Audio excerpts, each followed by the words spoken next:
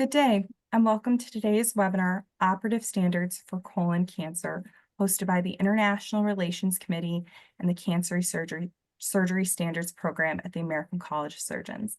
My name is Jessie Von Custer. I'm the Program Administrator for the IRC. Before we get started, I want to inform everyone that the webinar will be recorded and will be available for viewing on the ACS YouTube page after the webinar. Additionally, if you have any questions during the webinar, you may submit them through the Q&A box, as there will be a Q&A portion at the end of the webinar. With that, I am pleased to introduce you to today's moderator, Dr. Tina Heiken. Dr. Heiken is the Chair of Cancer Surgery Standards Programs at the American College of Surgeons, and she is Professor of Surgery at Mayo Clinic in Rochester, Minnesota. Welcome to the webinar. With that, I'll now turn over to Dr. Heiken. Thank you. Thank you, Jessie. Next slide, please. It's really great to participate in this webinar today in my role as Chair of the Cancer Surgery Standards Program of the American College of Surgeons. CSSP, as we call it, joined the family of cancer programs shown here, along with AJC, Commission on Cancer, NCDB, and so forth, in 2020. Next.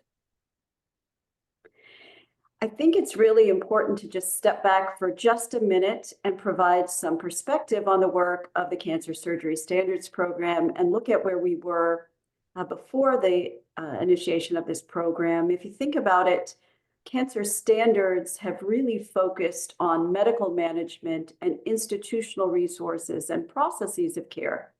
Operative standards are assumed kind of like when you order a coffee at any Starbucks anywhere in the world.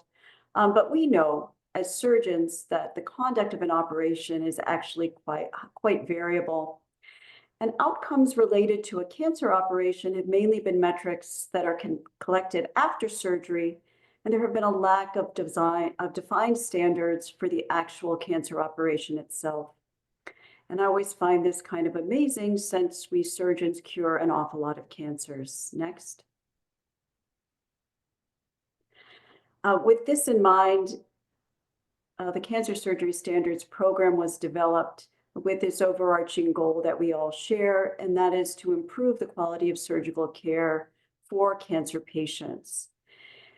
And our specific goals are really to design and develop standards for the technical conduct of operations that are critical for optimal oncologic outcomes, share a knowledge base and evidence that supports these recommendations, and also, very importantly, to work on harmonizing language, defining terminology so that this important information that surgeons are aware of when they perform operations, that is on key intraoperative findings and the details of cancer operations, can be communicated effectively and clearly to the entire multidisciplinary team caring for the patients. And with this, also to develop tools to support the implementation and adherence to these standards while we educate and train surgeons, trainees, and the staff that support us. Next. One evidence-based operative standards illustrated here is that for radical lymphadenectomy when performing surgery for pancreas cancer. And you can see here that across the 3 operative standards for cancer surgery manuals that have been published over the last 10 years, 130 standards across 15 common cancers for which curative intent surgery is performed have been developed by our subject matter expert surgeons. And each element is defined, a recommendation is made, the type of data used to formulate the recommendation is presented, and then the strength of the recommendation is given. Next. Now I'd like to introduce Dr. Nader Hanna, who's here in his role as both the chair of the American College of Surgeons International Relations Committee. He also participates in the Cancer Surgery Standards Program as a very active member of the Standard Development Committee. He's professor in the Department of Surgery and the Chief of Surgical Oncology and the Vice Chair of Cancer Services at Sidney Kimmel in Philadelphia. Thank you, Dr. Hanna. Thank you, Dr. Hayek, and it's a kind of pleasure and honor to be invited to this webinar, and thank you for your leadership for such a great project that's continued to evolve and improve. Next slide. I have no disclosure. Next slide. So really, there are 4 big objectives for my talk today. The most important ones are here to describe the critical elements of a colectomy and discuss the surgical management of T4 colon cancer, management of synchronous colon cancer with liver metastasis, and if the time allows, I'm going to discuss briefly the emerging role of neoadjuvant chemotherapy in locally advanced colon cancer. Next.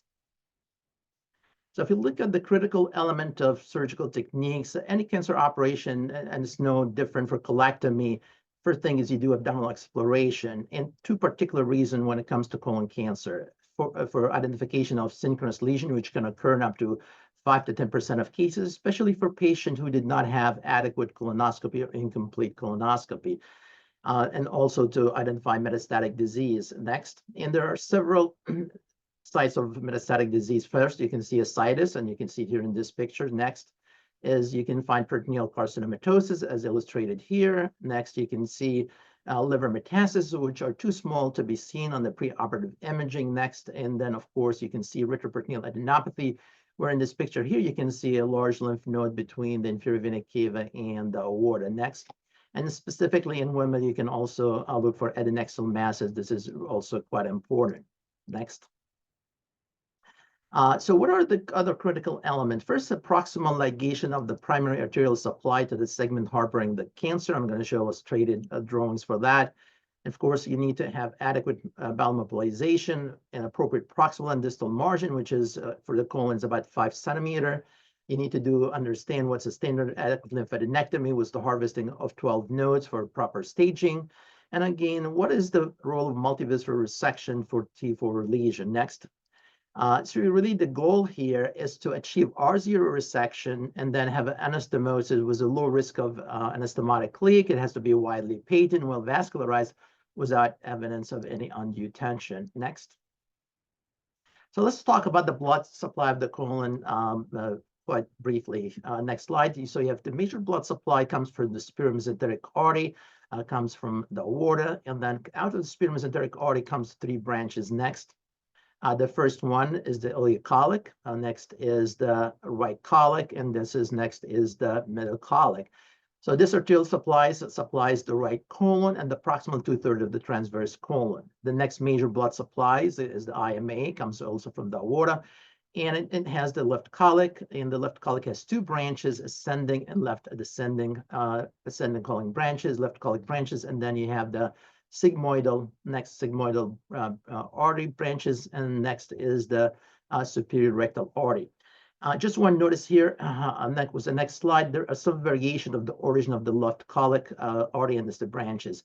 And more commonly than not, you will find that actually the ascending branch of the left colic comes separate from the trunk of the inferior mesenteric artery, and the descending left colic artery comes also as a separate branch from the inferior mesenteric artery. So you just need to know about the variation in the anatomy of the left colic and its ascending and descending branches. Next. So when you have a right colon cancer, there are 2 vessels to take down, is the ileocolic and the right colic, and your distal margin is going to be proximal to the middle colic artery. Next. For hepatic flexure and proximal transverse colon, you will take the middle colic, the right colic, and the ileocolic, and your distal margin need to be distal to the middle colic artery or proximal to the splenic flexure. You don't want to do your anastomosis in the watershed area of the splenic flexure. So that's where you divide the transverse colon as the distal 2/3. Next slide. For mid-transverse colon, you have 2 options. One, you can do segmental resection, taking down both the hepatic and the splenic flexure. You need, of course, to take the major artery as the middle colic artery, and the proximal margin should be distal to the right colic artery, and your distal margin should be distal to the splenic flexure. In some situation, you can also do extended right hemicolectomy, where you would take the branches of the coming off the superior mesenteric artery, which would be the ileocolic and the right colic, as well as the middle colic. Next slide.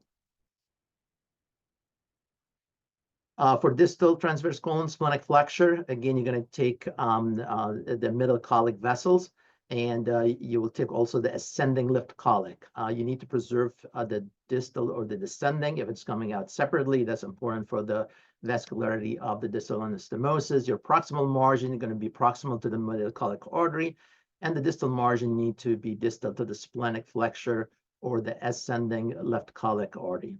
Next. For the descending colon, you would perform left hemicolectomy, where you divide the transverse colon into distal third, which is to include the watershed area. You're going to take down the inferior mesenteric artery, and your proximal margin again is going to be distal to the middle colic, and your distal margin need to be at the rectum, as defined or intraoperatively by the fusion of the tinea coli 3 layers into a single layer.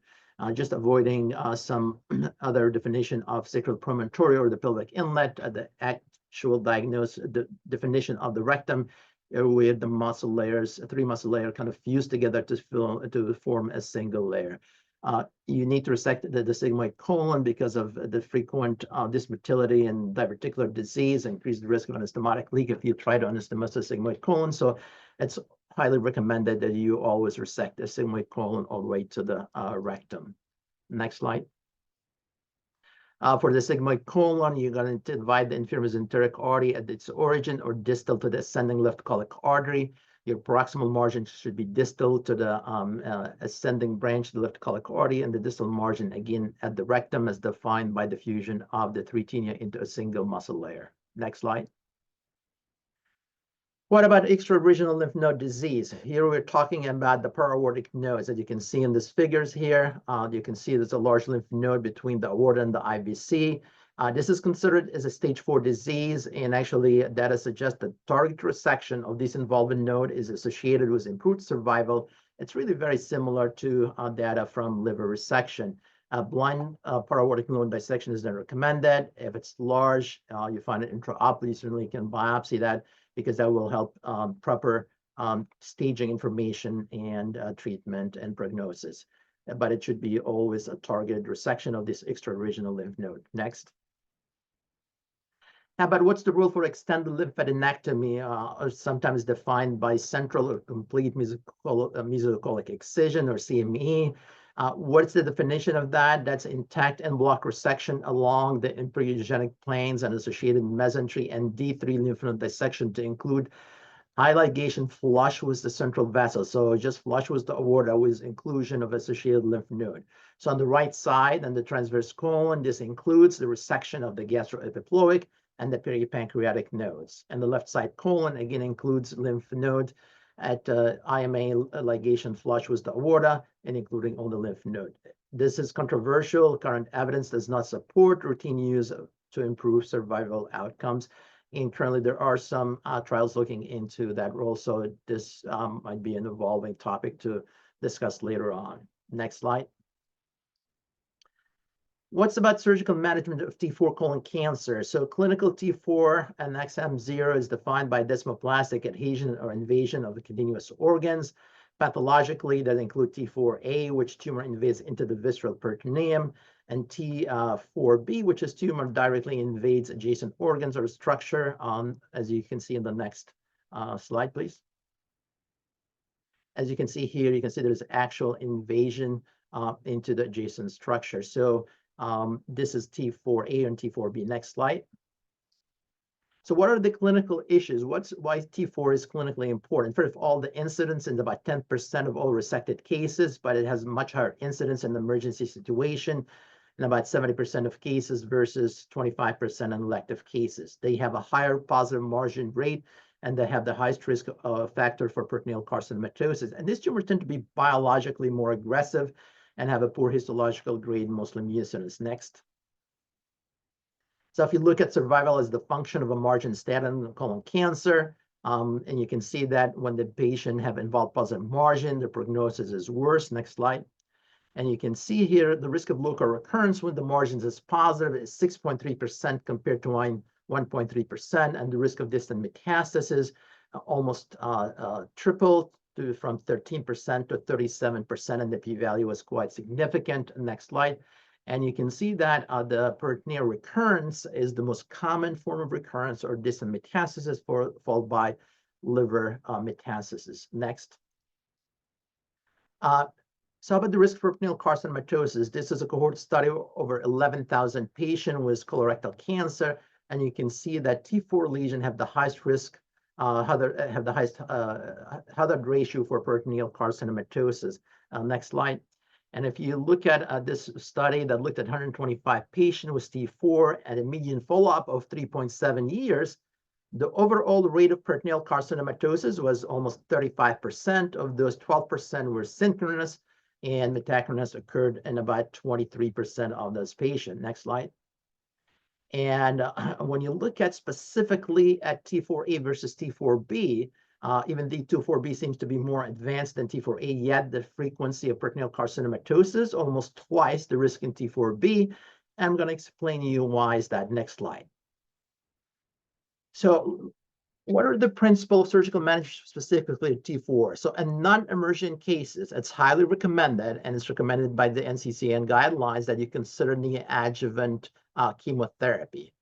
It's highly recommended that en bloc resection of continuous structure that includes attachment, adhesion, and infiltration to be resected en bloc. Do not disrupt the plan of adhesion, because it's quite frequently it is malignant adhesion. And those patients, next slides, have a very poor outcome with a risk of local recurrence, almost 100%, and a 5-year survival, 0 to 30%. So next slide. So one of the take-home message here, next slide, is that please resect and do not dissect those adhesions. Whether you're concerned malignant or not, they should not be disrupted, and they should be resected en bloc. Next slide. You need to consider distal stenting for distal lesion. This will avoid diverting ostomy. It's a good bridge for elective resection and primary anastomosis. If you're doing minimally invasive surgery, that's perfectly fine, but just expect higher conversion rate. If you have any difficulty, again, en bloc resection is the key here. If need for postoperative radiation is determined intraoperatively, you can consider putting clips where you think radiation might be considered. And you can try to exclude the small bowel from the field of radiation by using an omental flap or spacer. Next slide. So I want to talk about specific organ resection here. So for the duodenal invasion for D1 and D2, partial oral resection, we can do a transverse closure, serosal jejunal patch, mucosal jejunal patch. So everybody is familiar with the first two options of transverse closure and serosal jejunal patch. I want to elaborate on mucosal jejunal patch because it's kind of forgotten procedure, but it's very handy when you have a patient like that. Next slide.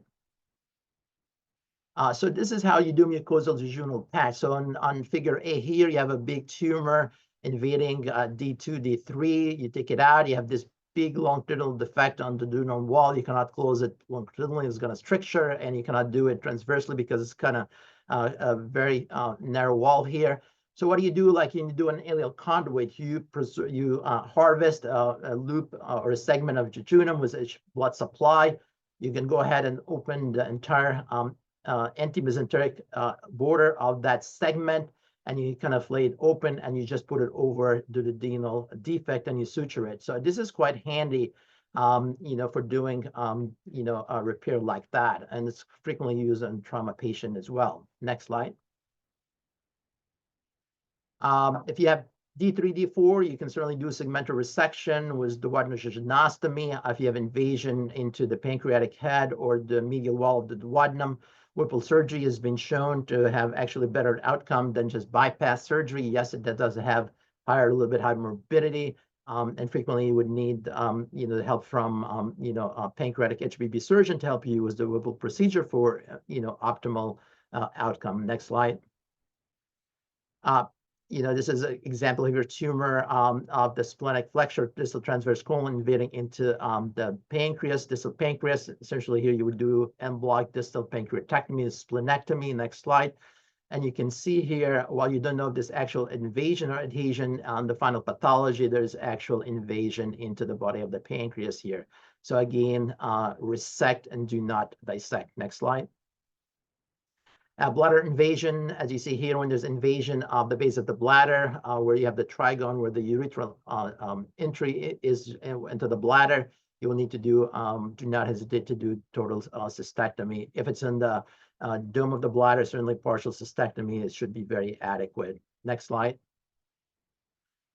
Of course, we need to talk a little bit about minimally invasive surgery, kind of summarize the most important trials for laparoscopic versus open colectomy. And I'm not going to go through each one of it. This has really been, old trials, but have been standing time-wise in terms of outcomes from, a shorter hospital stay, lower morbidity, difference in oncological outcomes. So it's recommended if you're technically able to do it, but do not hesitate to convert to open if you have any difficulty or not sure whether there's tumor adhesion or invasion. Again, the message is in block resection. Next slide. A robotic colectomy is there's not good randomized trial, mostly observational, but as with any robotic procedure, yes, it does have longer operative time. It's more expensive, but there is less blood loss, of course, shorter time to recovery, shorter length of stay, and again, lower rate of complication and infection. Next slide. So what are some established, tips for minimizing anastomotic leak? First, if you can correct a modifiable risk factor, nutrition, hemoglobin A1C under 5.7, hemoglobin greater than 11, alcohol and smoking cessation and rehabilitation is important if you have time. Mechanical bowel prep by itself does not affect anastomotic leak. However, you add the oral antibiotic. Studies have shown that it does decrease the anastomotic leak risk. Preoperative prophylactic IV antibiotics at the time of induction. Of course, surgical experience and personal leak rate are important in the decision making about diverting ostomy or not. Of course, as I mentioned, adequate mobilization, no tension, preserved perfusion is critical. Everybody know that. And if you have a positive leak test when you do left hemicolectomy, you need to revise the anastomosis or divert. Primary repair is not the answer for a positive leak test. What have not been shown to affect anastomotic leak rate is drains, mental flap, anastomosis reinforcement, intraoperative endoscopic evaluation, all has not been shown to change anastomotic leak rate. The microperfusion fluorescent imaging current study does not show that it does decrease the anastomotic leak. However, there is an emerging data. And again, this is something we will follow up on terms of its value for preventing anastomotic leak or decreasing the incidence of anastomotic leak. Next slide. How about colon cancer with synchronous liver metastasis? Again, this is considered stage 4A. It's similar to extranodal disease. Metastasis occurs in about 15 to 20% of cases. There are two questions come up with the liver metastasis, synchronous liver metastasis. First question, do you do a simultaneous versus stage resection? I'm just kind of summarizing the evidence-based recommendation. Simultaneous resection is safe. It's feasible in experienced hand with minor liver resection defined by 3 or less segments of the liver. The overall morbidity and length of stay are lessened with simultaneous approach. It's not unexpected with 1 operation versus 2. The bottom line here, there is no difference in overall and disease-free survival. If you can do it as a single simultaneous resection, that's perfectly fine. A stage resection is also adequate. The next question comes up, is there a role for neoadjuvant versus adjuvant therapy when you're resecting synchronous liver metastasis?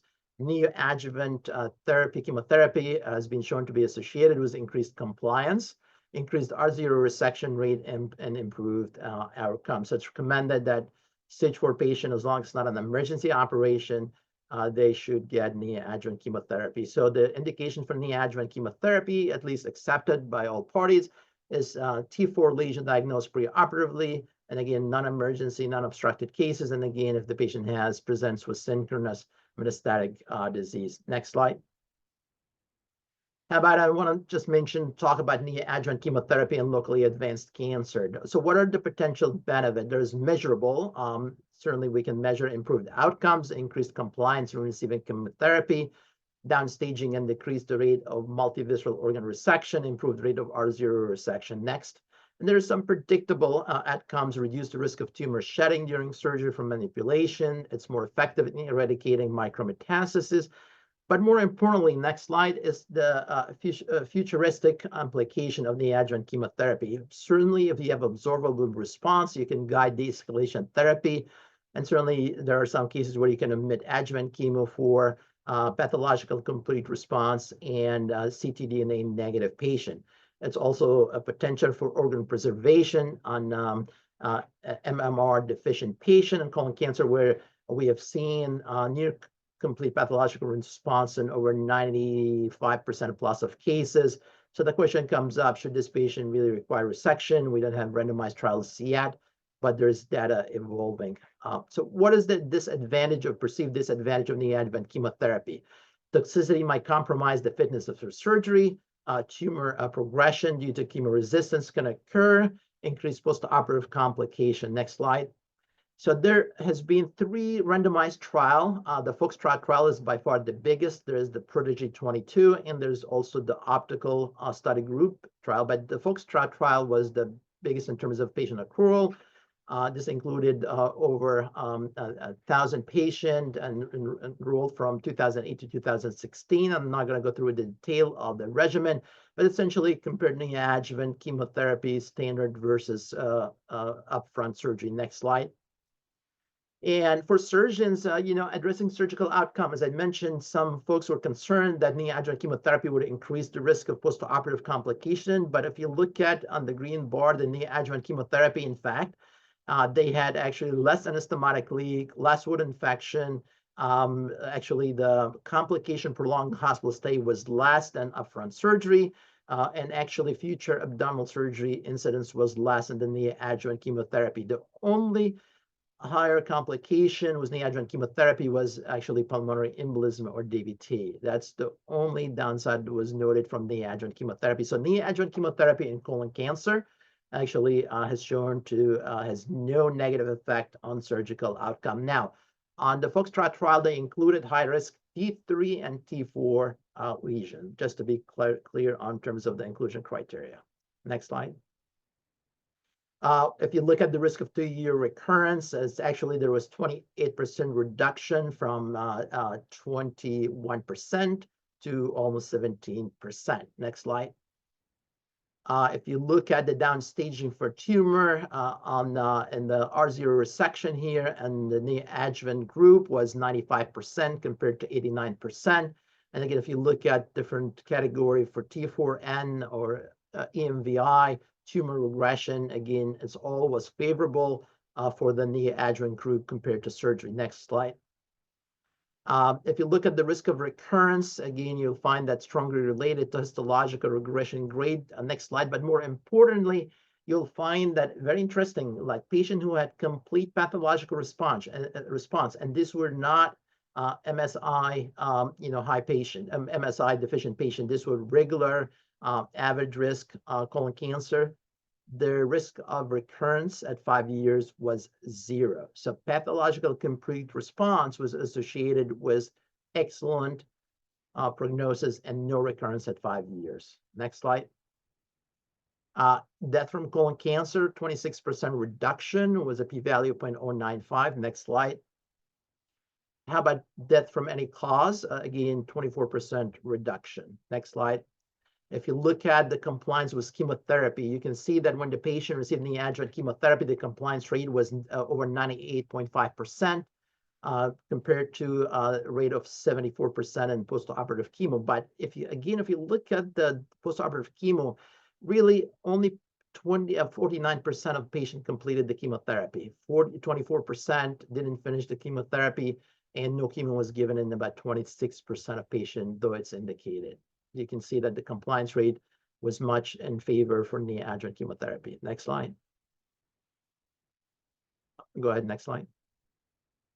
Just to put it here, kind of summary slide for those to remember, in improved outcomes, 2-year recurrence, again, 20% reduction, colon cancer specific mortality, 26% reduction, all-cause mortality, 24% reduction, increased compliance, downstaging. And again, the most important part was improved rate of R0 resection, and those who have pathological complete response had 0 recurrence at 5 years follow-up. Next slide. So this is my summary slide. So you need to consider neoadjuvant chemotherapy in clinical T4 and non-emergent cases. And I would add to that high-risk T3 patient was greater than 5 millimeter invasion into the mesocolon. Again, the most important message here is resect and block and do not dissect, attach the adherent or invaded organ. This patient absolutely needs close follow-up because of high risk of peritoneal carcinomatosis, liver metastasis, and local recurrence. Really, the message here is decisions are way more important than incision. So the decision to operate is really easy to make. It's when and why you would do the operation is really needs some thought. Most advances really in surgery is really in the integration of timing of other modalities perioperatively. That's where you need to think about neoadjuvant chemotherapy and locally advanced colon cancer. And the new paradigm really in surgical oncology is not just that we kind of moved from anatomical to functional and now to biological resectability. So you need to think of the, the outcome of the patient. Is surgery really going to make a difference in their outcome? With that, I will stop here and I'll let Dr. Hyken take the lead for answering the questions. I'll be happy to answer questions as well. Tina, thank you. Oh, that was such a nice overview of really 4 super important points. Maybe you could just step back and talk about sort of the easiest one, the basic one that I remember from my training, both as a surgical resident, as a surgical oncology fellow, believe it or not. And that's just those basic anatomical principles of curative intent colon cancer resection for the average colon cancer that's not invading a contiguous organ or associated with synchronous liver metastasis. And maybe just tell us kind of what are those key important points again? I think they're worth emphasizing. Okay, abdominal exploration to rule out metastatic disease, number 1. Dissection should be on the anatomical avascular plane because there's no lymphatic. That would encompass going into the white line of Toll and then the avascular space between, for example, the right colon and gyrotous fascia. You take it down all the way to the origin of the ileocolic and the right colic vessel or high ligation. Dividing the colon, for example, on the right side, proximal to the middle colic artery, and doing a tension-free anastomosis. This is really the main principle. One thing we didn't talk about is, how about managing emergency situation colon cancer? For example, perforated colon cancer, obstructed perforated bleeding. People tend to forget your primary objective on those situations is damage control. Patient usually comes in a septic shock. They need resuscitation. So this patient, first and foremost, they need to be resuscitated so they can tolerate the surgery. Next to that is, you need to evaluate the degree of contamination, patient condition, and whether you need to decide whether you're going to do a diverting ostomy and bail out until the patient recover, or if there is evidence of carcinomatosis, doing this emergency colectomy and leaving tumor behind is not a good idea. You might want to divert them, let them recover, treat them with neoadjuvant chemotherapy, and then come for the definitive surgery. Similar for obstruction, similar thing. Obstruction, again, you can do diverting ostomy if it's a locally advanced T4 lesion or the carcinomatosis, treat with chemotherapy, come back. So really the point here, think about the biological outcome of this patient, not just resection, but what's your surgery going to add to the prognosis and long-term survival of this patient. Can you tell me a little bit about when do you stent these patients or what do you recommend for imaging? It makes sense to do resuscitation and broad spectrum antibiotics while you're figuring things out and planning for the operation. But what else do you do beforehand? And when would non-operative intervention be recommended? So most patient who comes to the emergency room was acute situation, whether it's perforation, bleeding, or obstruction. Most of the time they have already CT scan done in the emergency room. So you can have an idea where the lesion is or what you're going to deal with. But again, the message here is resuscitation, because you can do the perfect oncological operation, but the patient will have multi-system organ failure from septic shock or cardiac complication because of the under resuscitation. So an emergency situation, you need to have damage control sepsis, control the hole, where the perforation is. Yes, you might be forced to do a primary resection. That's perfectly fine. Get the patient off the table. And treat the patient accordingly, and then later on address the subsequent oncological either procedure or chemotherapy what need to be done to improve the oncological outcome for this patient. Sounds good. We have a question here that maybe you can address about T4 tumors.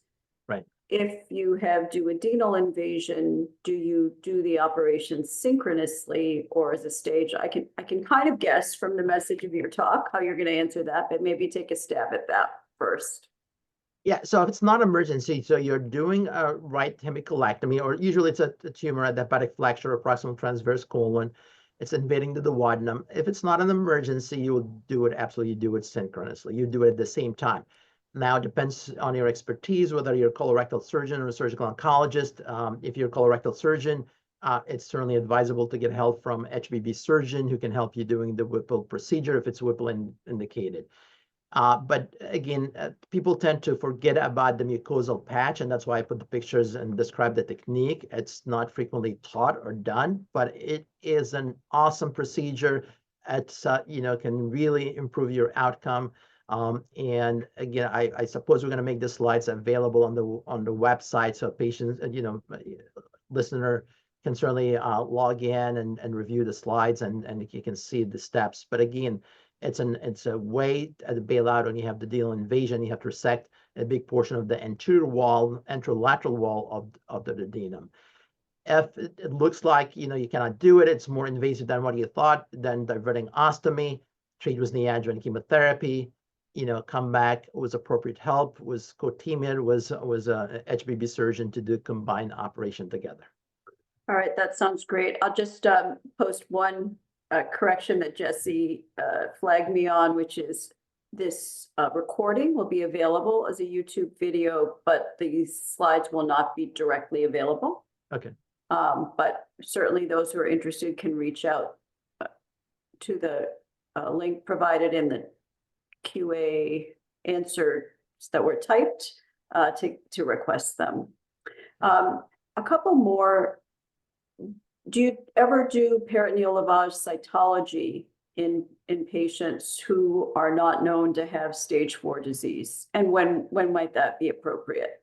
So it's not routinely done or recommended, but if you have a T4 lesion, I personally would do, actually peritoneal lavage and send it for cytology. And the reason for that, it's not going to probably change the management of adjuvant chemotherapy, but it actually will upstage, so the proper staging prognosis. But I might consider elective cytoreductive surgery in HIPEC for this patient. Of course, the follow-up will need to be very close follow-up because they will have a high risk for peritoneal recurrence. So selectively, not routinely. And selectively, mostly in T4 invasion of adjacent organ. Or if you're doing a case and you fracture the tumor, spillage, sure, but generally T4, but not routine. There's a question here about your technical, a technical question. I think it's a good one to focus on here. For descending colon tumors after resecting splenic flexure and sigmoid, how do you do your primary anastomosis?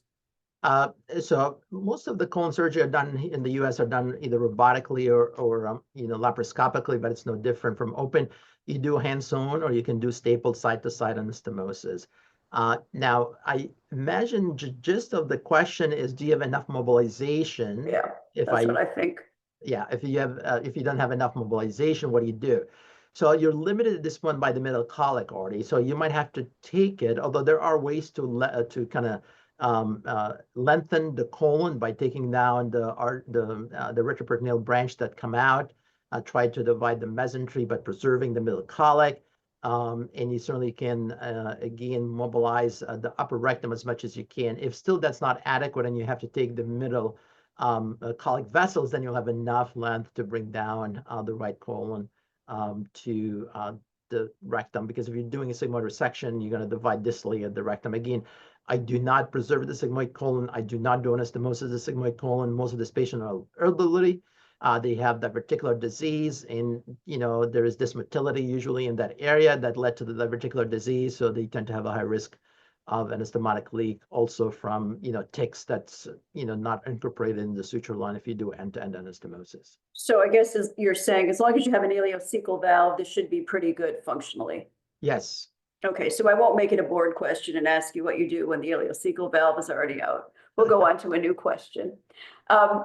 I think this is a great question. It comes across different disease types. There's a question here about any special considerations for adjuvant chemo if the nodes harvested are fewer than 12. And also, can you highlight something about tumor budding?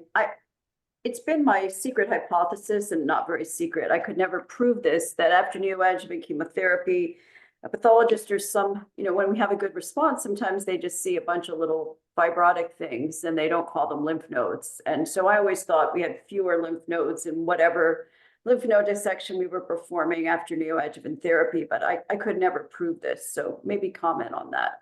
Sure, I'd be happy to. So for the first part of the question, so if you have less than 12 nodes harvested, yes, this is an indication for adjuvant chemotherapy. Okay, the minimum number of lymph nodes is required is 12, and this is a Commission Cancer Quality Measure for those who practice in the US, that if you have less than 12 nodes, the NCCN guidelines call for adjuvant chemotherapy.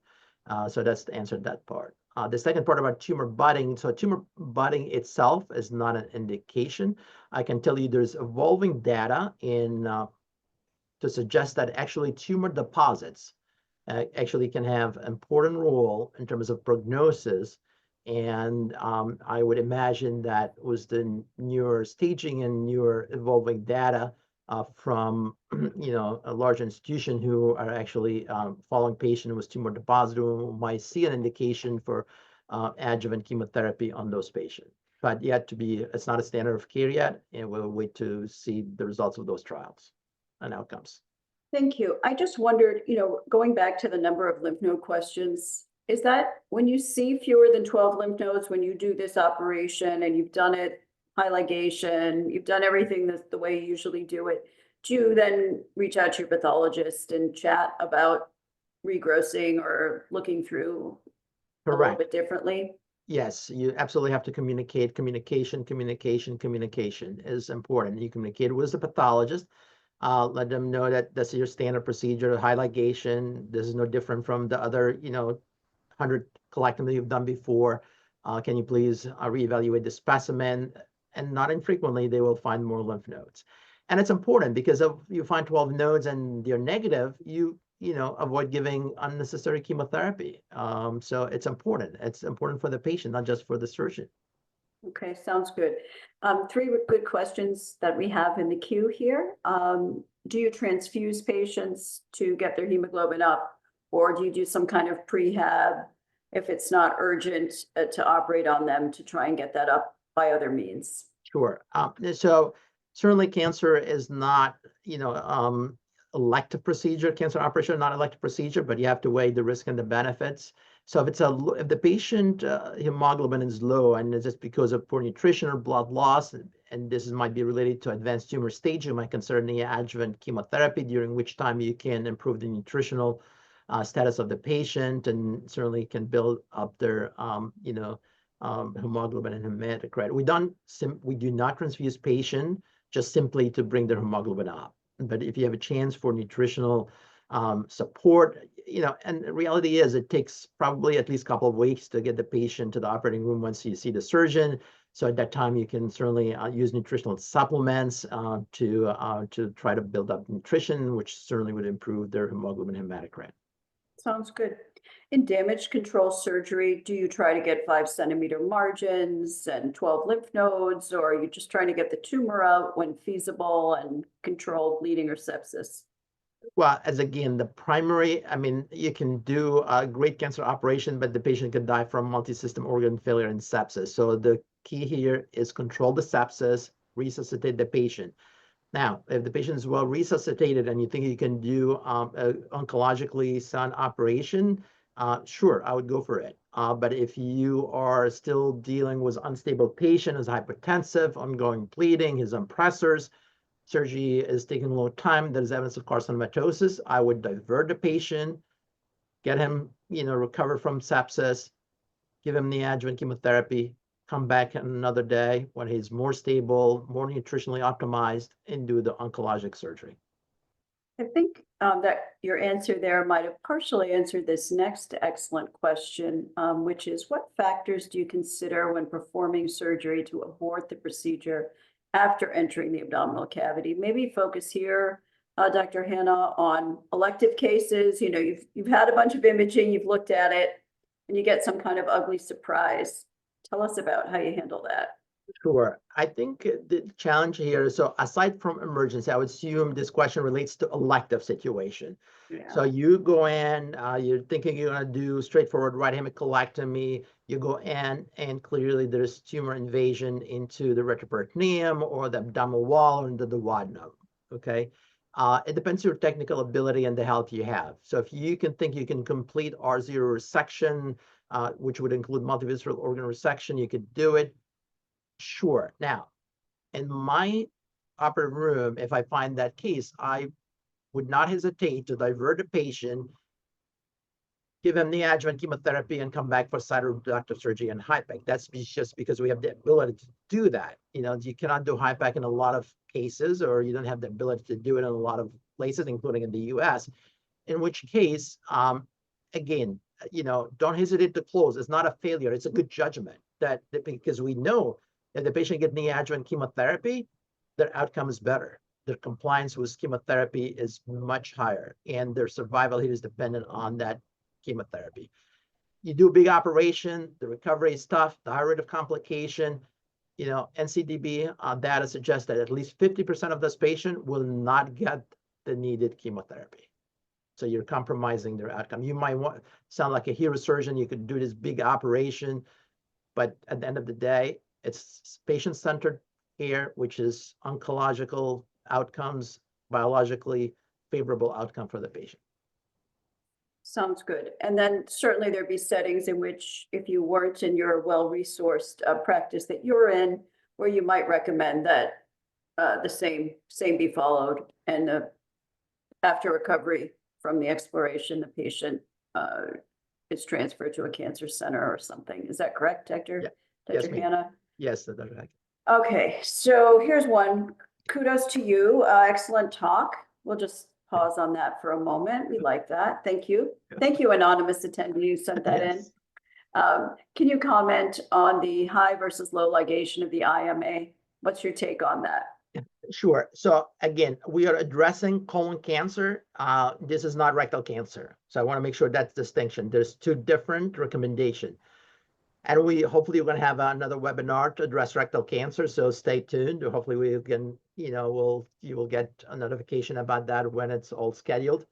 So for colon cancer, really the high ligation of the IMA, and again, most people probably will not do mesocolic excision or central, you know, extended lymph node dissection, where you would truly have to do high ligation. So this is, you do it because you're experienced head and you're convinced that D3 lymph node dissection will improve outcome, although the data does not support it to be routine. Now, if you go in and you find that there's bulky nodes at the IMA when you're doing a sigmoid cancer, distal descending colon, you know, to take this lymph node out, yes, you need to take down the IMA.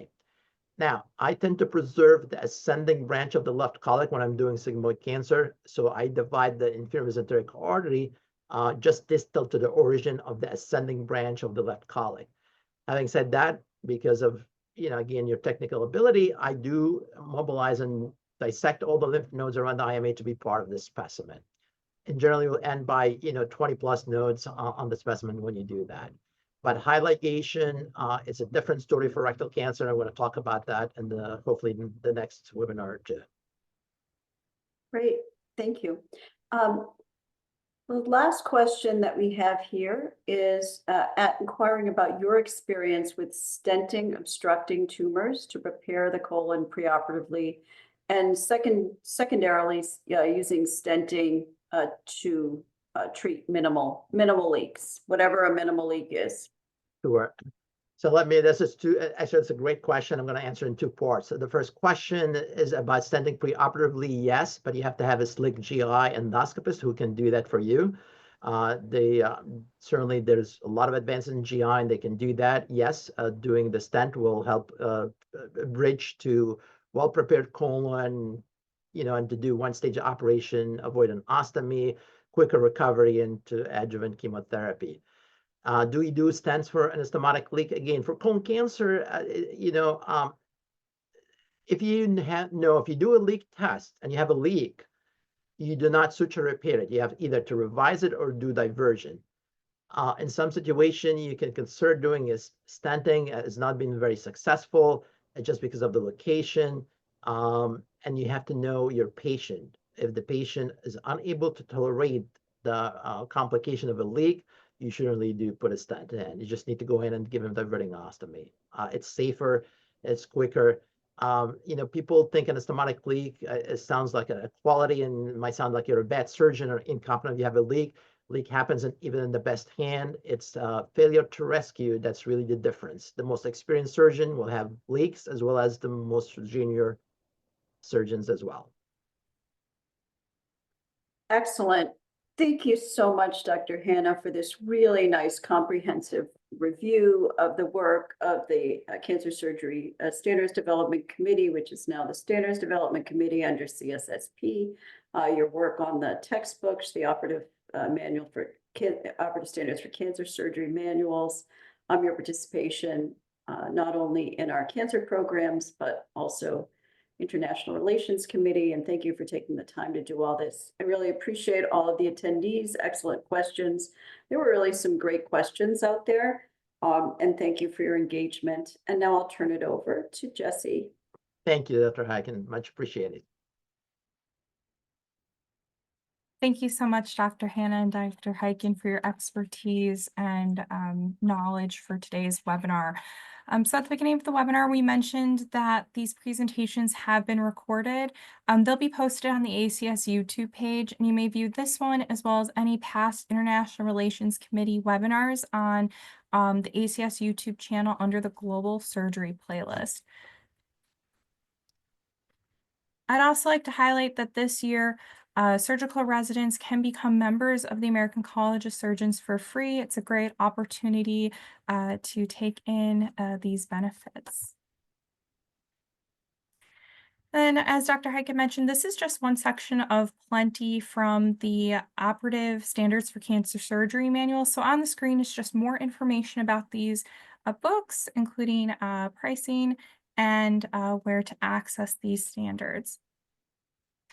Additionally, if you have any questions for the Cancer Surgery Standards program, their contact information as well as social media information is on the screen. Finally, if you have any questions, feedback, or ideas for future International Relations Committee webinars, please contact me or any of the IRC staff. Our information is on the screen. With that, I'd like to once again thank our presenters and thank you for attending today's webinar, and we hope you have a great day. Bye-bye. Thank you. Thanks, everybody. Bye-bye. Thanks.